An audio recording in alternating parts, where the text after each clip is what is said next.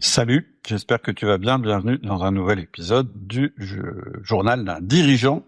On est en plein milieu d'une mini-série qui va t'apprendre à mettre en place un système de management dans ton entreprise qui soit à la fois respectueux de tes collaborateurs, mais qui soit aussi fournisseur de performance. On est donc au 4e épisode. Si tu n'as pas pris cette série au début, je te conseille de revenir 3 épisodes en arrière et de commencer par le début. Sinon, ce que je vais te dire là va pas forcément te parler ou va pas forcément te convaincre. Dans les épisodes précédents, je t'ai montré toute la théorie, le cheminement qui m'a amené aux recommandations que je vais commencer à te faire à partir de cet épisode-ci.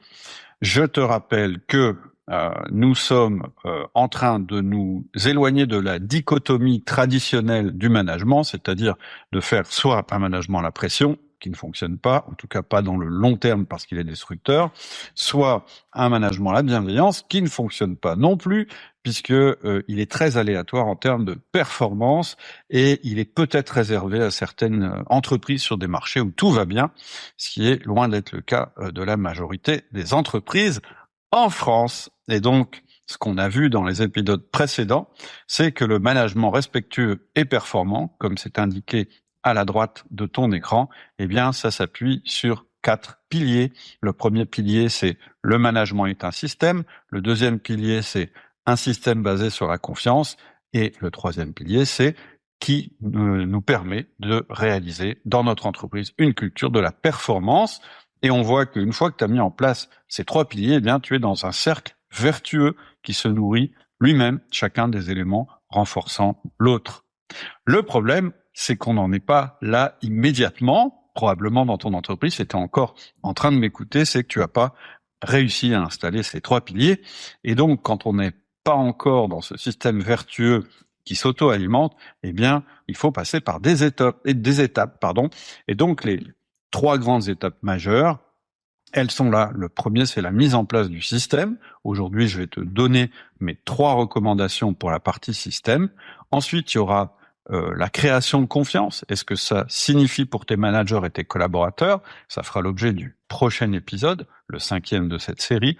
Et puis, dans leur dernier épisode de cette mini-série, je te donnerai mes recommandations à propos de la culture et je te donnerai même le switch mental pour passer du management à la pression au management à la culture. Mais pour l'instant, on va faire les choses dans l'ordre. On va parler du système. On va partir du principe, ou plutôt je vais t'expliquer pourquoi ton management, tu dois le voir comme un système. Et je vais te donner 3 recommandations vraiment importantes qui doivent, sous-tendre ton système. La première recommandation, c'est que on ne passe pas plus de 10% de son temps au management, même si on est un manager.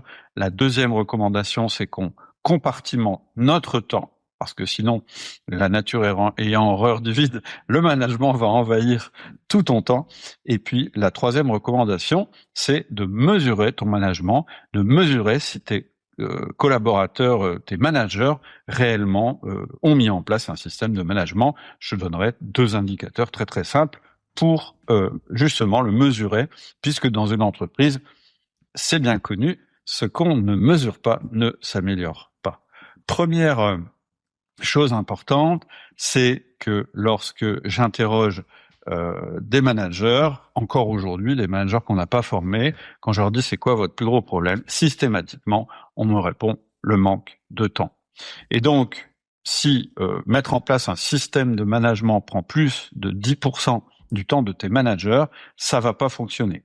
Et ensuite, si le fait de manager dans ton entreprise, ça prend plus de 10% du temps de tes managers, eh bien, tu auras ajouté à ta structure un coût qui n'est pas supportable. Et je dirais même plus, c'est que quand on consacre plus de 10% de son temps au management, c'est qu'on fait pas le management de la bonne manière, c'est qu'on n'a pas un vrai système de management. Donc, en général, quand je dis à un manager que je peux lui proposer un système où le management ne représentera que 10% de son temps ou moins, sa première réaction, c'est qu'il ne me croit pas. Mais en même temps, il a quand même envie de m'écouter. Pourquoi ? Parce que son plus gros problème, c'est justement le manque de temps et puis évidemment la charge mentale que ça implique. Et donc, face à ce souci du management qui envahit tout le temps, en général, ils ont essayé deux réponses. La première réponse qu'ils ont essayé, eh bien, c'est ce que j'appellerais le management à la dure, c'est-à-dire de se durcir et de décider de ne plus gérer que par les chiffres et par la pression, de pas s'emmerder avec les problèmes sociaux, entre guillemets, ou les problèmes personnels de leurs collaborateurs.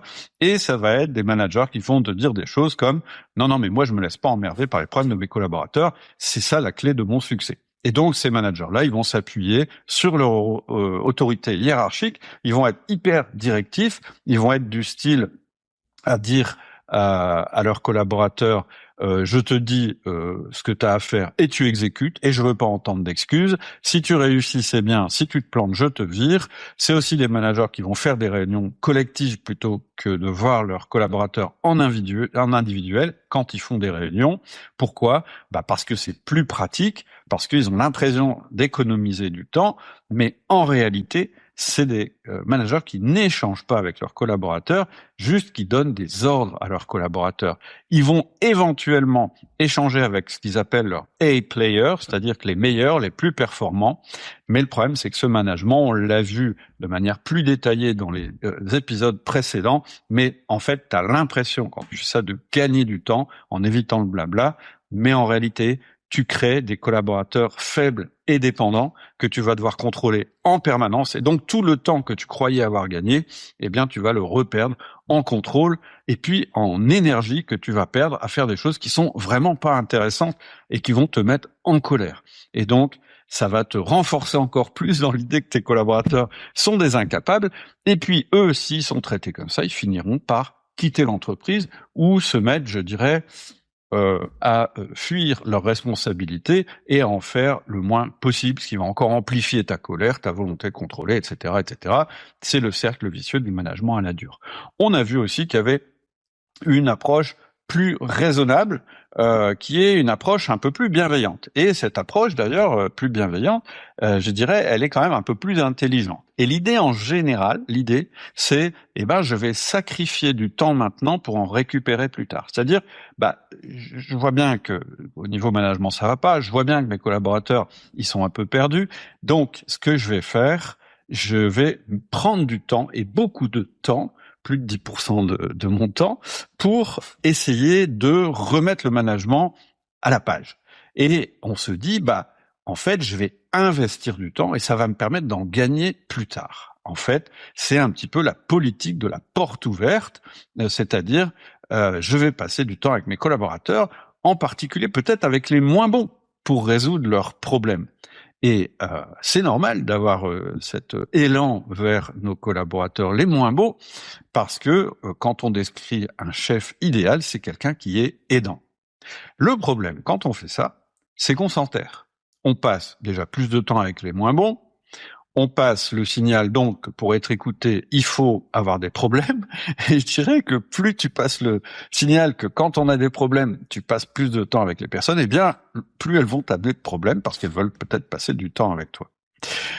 Et puis, le problème, c'est que quand on habitue trop nos collaborateurs à être disponibles pour eux tout le temps, eh bien, on se fait envahir. Quand on laisse sa porte ouverte, on est interrompu toutes les 10 minutes et finalement, tu l'as peut-être ce que tu vis, eh bien, une tâche qui prend 10 minutes, elle va en prendre 60, voire plus, parce que tu es interrompu en permanence. Et en fait, finalement, quand on passe son temps à faire du management, on a un premier problème, c'est que nos dossiers n'avancent pas, qu'on doit faire des heures supplémentaires pour rattraper le temps qu'on a perdu. Et la deuxième chose, c'est que on habitue nos collaborateurs à ce rythme où on est tout le temps avec eux sur le terrain, où on les aide. Et ce qui va se passer, c'est ce qu'on appelle de la délégation inversée, c'est-à-dire que finalement, ils vont te refiler leur boulot. Et donc, un investissement, en général, il a une limite. Quand on fait un investissement, on dit, en fait, mon investissement, c'est X milliers d'euros, et puis je regarde si j'ai un retour sur cet investissement. Et donc, quand on voit le management comme juste un moment où on doit faire un investissement, puis après tout va rouler, en général, on se plante. C'est-à-dire que on n'arrête jamais de s'investir. Quand tu habitues tes collaborateurs à faire les choses à leur place, à être avec eux, à être aidants, etc., ce qui est une très bonne chose, mais que tu ne mets aucune limite, eh bien, à un moment, tu es envahi, et donc, tu vas être tenté de revenir en arrière vers le principe du management à la dure, et le risque, c'est d'osciller en permanence entre les deux. Et donc, il faut arrêter cette chose-là. Quand on regarde d'un peu plus près, les managers qui sont comme ça, sans système de management, en fait, ils font du management, ou ils disent qu'ils font du management parce que, si, moi je suis avec mes collaborateurs sur le terrain, puis je les vois à la machine à café, puis on échange souvent, etc. En général, c'est le frein qu'on me donne quand je dis qu'il faut mettre en place un système de management. Et là, en général, ce que je leur dis, c'est, en fait, vous faites ce qu'on appelle du management diffus. Et ce qui se passe quand on fait, alors je te l'ai représenté ici, c'est, je dirais, peut-être le travail que tu fais en vert, et puis ici, c'est le management. Mais tout est mélangé, tu vois, c'est un petit peu comme une soupe où on a mis plein d'ingrédients, et à la fin, on a une espèce de soupe, et en fait, on fait plus la distinction entre les ingrédients, on sait plus si on est en train de faire du management, ou si on est en train de contribuer en direct à l'entreprise. Et finalement, ce qui se passe, c'est qu'il y a un des ingrédients qui va prendre le pas sur l'autre sans que tu te en rendes compte vraiment. L'autre truc qui se passe en général, c'est que naturellement, tu vas te mettre à passer plus de temps avec les gens avec qui, pour toi, il est plus naturel de passer du temps. Ça va être soit les gens avec qui tu as des affinités, soit les gens qui sont des gros performeurs, parce que tu te dis, je vais miser sur eux, puis tu vas oublier ceux qui performent un peu moins bien. Et à un moment, tu vas avoir un problème dans ton équipe, c'est-à-dire que les problèmes des gens qui avaient un petit problème au départ, ça va devenir des problèmes importants et tu vas devoir le gérer, et donc tu vas reperdre du temps. Ou tu vas passer effectivement du temps avec les gens qui vont pas bien, et là, c'est tes performeurs qui vont pas forcément être contents de cette situation, et puis je te dis, tu vas envoyer le signal qui dit si vous allez pas bien, je vais passer du temps avec vous, ce qui est pas je dirais un critère très positif de motivation. Alors comment on fait pour éviter tout ça? C'est ce que je disais tout à l'heure, on va repartir sur les bases de la gestion du temps. C'est de ce dont on parle dans l'école des managers assez vite, c'est que un manager, c'est quelqu'un qui sait gérer son temps, qui se laisse pas déborder, c'est l'exemple qu'il doit donner à ses collaborateurs. Et donc, qu'est-ce que je dis quand je parle de gestion du temps à un manager? Je lui dis, t'es manager, tu dois manager, t'es payé pour ça. Donc, il faut que ça se voit. Mais personne n'a dit que tu devais passer tout ton temps à manager. Parce que je connais aucun manager dont le chef accepterait qu'il passe son temps à faire que du management et que lui ne produise rien. Et même si c'était le cas, un manager, effectivement, qui ne serait que manager, c'est-à-dire en n'ayant aucune responsabilité autre que de manager, faut quand même qu'il fasse de la stratégie, il faut quand même qu'il fasse du reporting et des choses comme ça. Et donc, quelqu'un qui fait du management pur, vraiment, ça n'existe pas. Et donc, ce qui va bien fonctionner, c'est de compartimenter ton temps. Et donc, tu vas passer sur ce que j'ai représenté ici comme du management diffus à du management compartimenté. C'est-à-dire que tu vas continuer ton travail individuel, tu vas continuer à travailler en commun avec tes équipes, mais ça, c'est pas du management, ça, c'est du travail. Et tu vas réserver, je te le disais tout à l'heure, moins de 10% de ton temps à ton management. Et quand je dis réservé, ça va vraiment être réservé. C'est-à-dire qu'il va y avoir des moments où tout le monde saura que c'est la partie management de ton boulot. Toi, tu le sauras, ton collaborateur le saura aussi. Et tu auras créé une habitude saine et tu seras plus libre le reste du temps. L'autre avantage quand tu fais ça, c'est que tu crées une courbe d'apprentissage. C'est-à-dire que les 10% de temps que tu vas consacrer au management vont être de plus en plus efficaces, un petit peu comme les intérêts composés. Plus tu vas faire ce que j'appelle des rituels de management, je vais te donner un exemple de rituel juste après, plus ces rituels vont être riches et plus tu vas pouvoir les faire évoluer. Et donc, tu vas employer ton temps mieux et tu vas garder le contrôle. Et donc, dans notre école de manager, on dit exactement ce que le manager doit faire pendant son temps de management et c'est quelque chose qui est très explicite, qui est très normé parce que ça fonctionne. Est-ce que pour autant il va devenir une espèce de machine sans aucun sentiment, sans aucune émotion? Pas du tout. C'est pas parce que tu mets en place un management compartimenté que tu empêches le management de t'envahir que lorsque tu fais du management, tu n'es pas une personne humaine qui a des émotions et qui est vraiment en écoute et en discussion avec ses collaborateurs. D'ailleurs, quelqu'un qui réserve du temps, un rituel avec chacun de ses collaborateurs chaque semaine, il est perçu comme étant beaucoup plus humain, et c'est la vérité, parce qu'il se consacre entièrement à la personne au moment où il la rencontre. C'est beaucoup mieux de dire « Ah oui, t'as un problème, je te vois entre deux portes parce que j'ai d'autres choses à faire ». Non, ton temps de management, à partir du moment où il fait moins de 10% de ton temps, tu peux le sanctuariser pour tes collaborateurs, et ils verront ça vraiment comme une preuve de confiance que tu leur fais, en tout cas une preuve d'intérêt à leur égard. Et donc, si tu es chef d'entreprise, il faut absolument que tu exiges cette manière de travailler de la part de tes managers. Je te disais qu'on avait un rituel qui est maintenant connu sur le podcast où tu dis manager, et ce rituel, c'est celui-là. C'est-à-dire que on met en place ce qu'on appelle un 1 à 1. Un 1 à 1, c'est un petit entretien d'une demi-heure, une fois par semaine, avec chacun de tes collaborateurs quand tu es manager, et qui est structuré en 3 parties. Donc ici, je t'ai représenté, ça c'est 1 heure complète, et en fait, le 1 à 1, il ne prend que la moitié d'1 heure.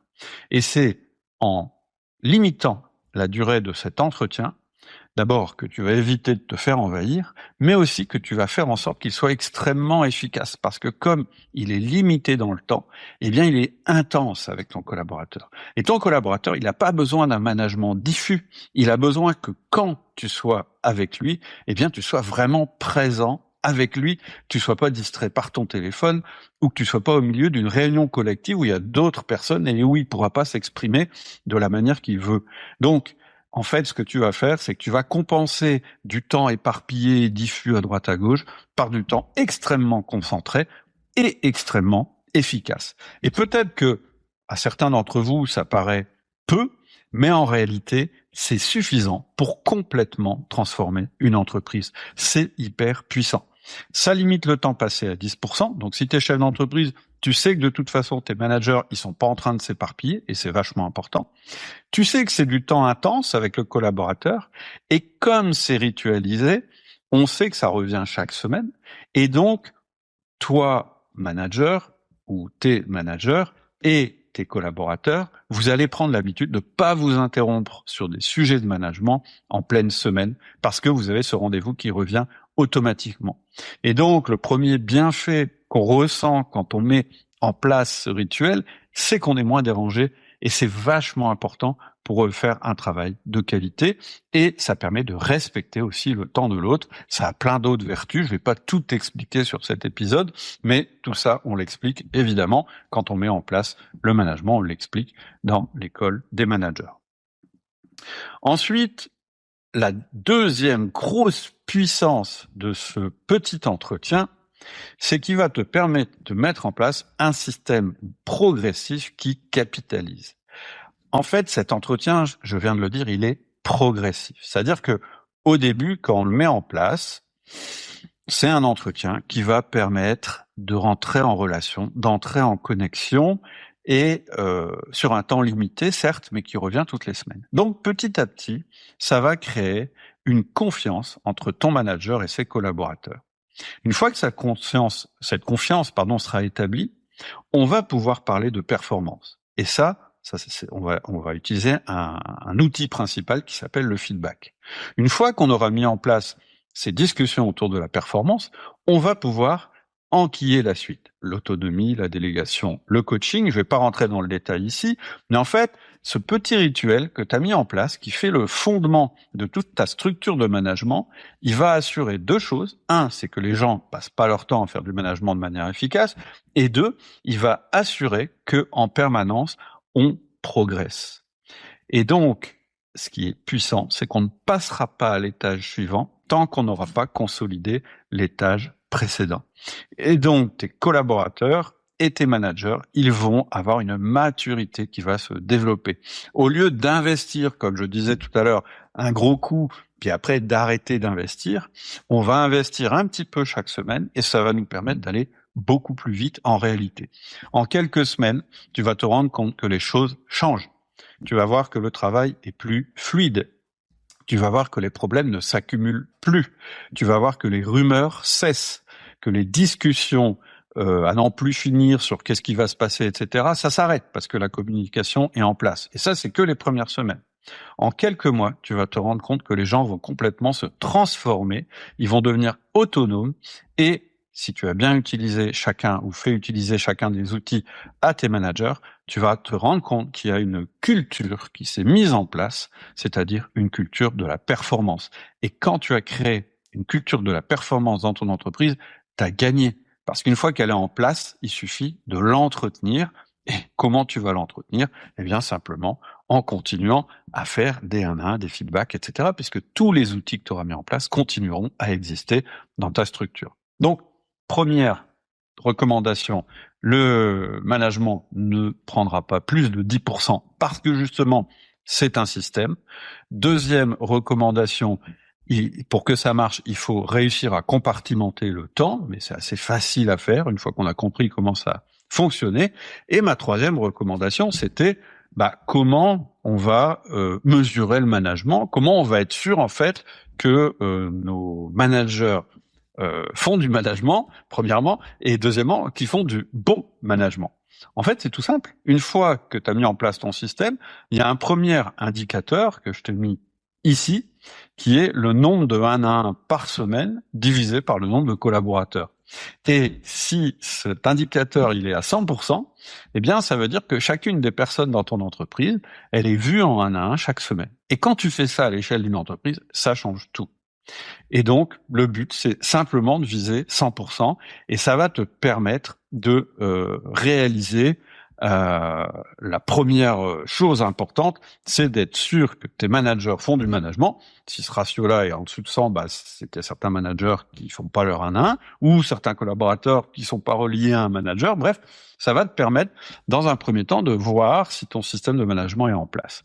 Ensuite, la deuxième chose que ça te permet de voir, puisque on part du principe que le 1-1 est limité permet de limiter le management à 10% du temps des gens, eh bien, ça te permet aussi de vérifier qu'on passe pas tout son temps de manière inefficace en management. Donc, premier indicateur, celui-là, hyper simple. Et puis, la question suivante, c'est, mais où j'en suis, dans la maturité de mon management? Tu vois ici, je t'avais expliqué qu'on passait par différentes étapes. C'est super simple, hein. Pour chacun de tes managers et chacun des collaborateurs, il est tout à fait possible de dire où il en est dans le parcours de son management. Ton but, c'est de mettre en place un management progressif, évolutif, pour que jamais on puisse se contenter d'un management de base, c'est-à-dire un management où finalement on se voit mais ça sert pas à grand-chose. On met une dynamique dans le système qu'on a mis en place, et je te rappelle que le but, c'est que ça débouche sur une culture d'entreprise qui favorise la performance. C'est pour ça que le système est progressif, et donc c'est très très simple de mesurer l'évolution du système à partir du moment où tu as des étapes dans ton système.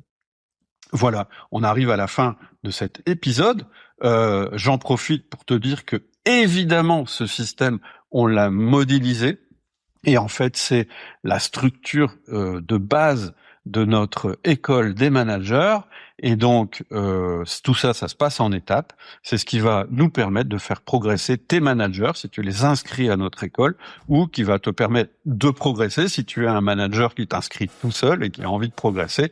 Tu vas passer par un parcours de formation, et tu vas être aidé à la fois par nos coachs et à la fois par la communauté pour avancer dans ce parcours. Si tu veux en savoir plus, je le dis à chaque épisode, tu fais un petit mail à adeli@outildumanager.com. On en a fini pour cet épisode. La prochaine fois, dans le prochain épisode, on verra la suite. On verra le deuxième pilier qui est la confiance, et je te donnerai mes recommandations et je t'expliquerai quel type de confiance on va mettre en place avec ce système de management. Je te souhaite une très bonne semaine. N'hésite pas à faire un petit mail à Adélie ou à moi si tu as des questions par rapport à notre système de management. À bientôt. Ciao.